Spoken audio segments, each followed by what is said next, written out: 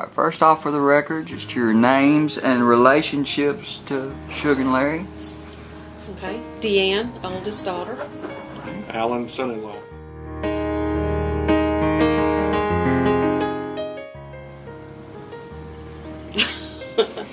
I don't know. In a world full of diverse and divorce, I guess is what I'm trying to say.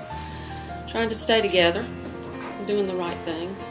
There's not much of that anymore around us, but their relationship is. So. Well, you see people that just call it quits over anything now, and it's good to see somebody that's. It doesn't matter what's going on. You know they're going to stay together no matter what. It's nice to hold them up as an example to our child. So I think I expect stability. They're always there no matter what. Good, bad, anything, always there.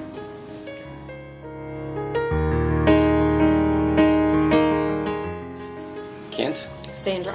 All right, and your relationship to Shug and Larry. Daughter. And I'm the son-in-law. All right. The favorite.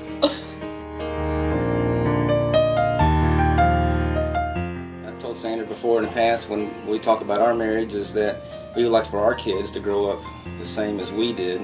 And our parents and Shug and Larry are a big influence in regards to the longevity and the strength of their marriage. And the same type of backgrounds in regards to our careers and levels of income and how we raise our kids and going to church and morals and then future things for our own kids and grandkids.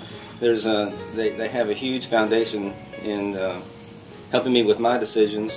When I think about what they did, then this is how I want my kids to be raised. I want them to have a home church. I want them to go to a school in the neighborhood and then not move them around every 2 years. I want them to have that neighborhood of friends nearby and neighbors. And so they lived in their neighborhood for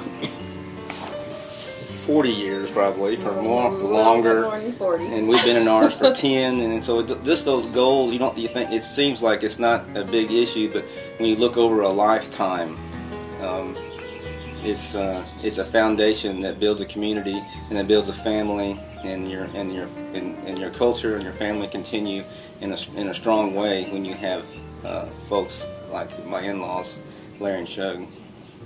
Okay.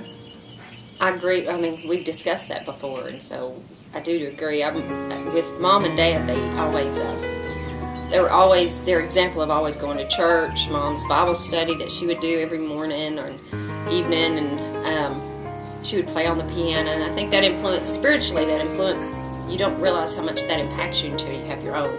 And I know that was kind of a goal of ours, is to really get involved at a church and let the kids see that involvement, and I think we've done well that way, and I think it's because of their influence that our kids are the way they are. They're the ones that the kids are like, it's almost time to go to church, and I'm like, oh yeah. so they're even our kids are starting to encourage us, and I think it all stems from where that began, and that began with.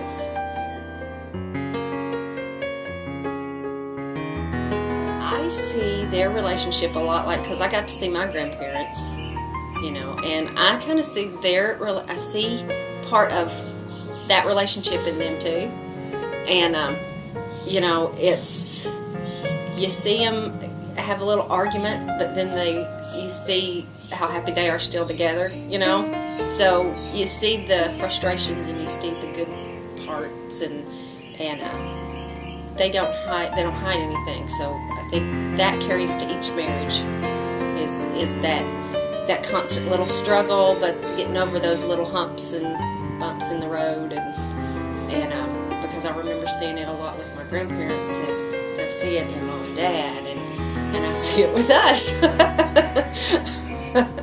It's sweet and enduring in a way, because after 50 years, it's those things are by the wayside. But the pet names of Tweety back and forth, and him buying her a shirt that has a Tweety bird on it or something, or a hat, and she wears it. It's just the sweet enduring part of 50 years of seeing that is just cool.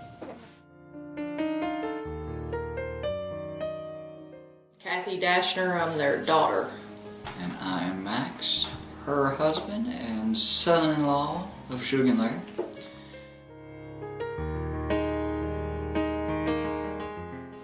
I feel like they really give us a good example as to how a married couple should act.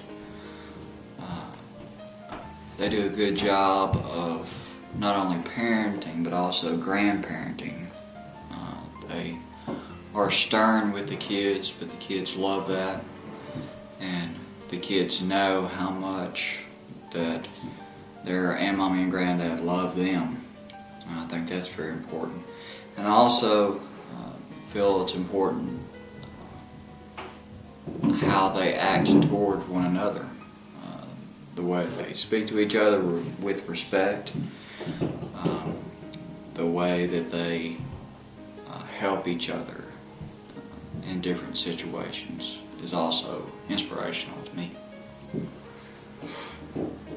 I think it's, like you said, but it's also, just that example of even going back to their parents, that family example of staying together through, growing up with them. I've gotten to see them go through crisis and arguments and everything. And it was always very important to be unified, and I think that's a good example for us to follow.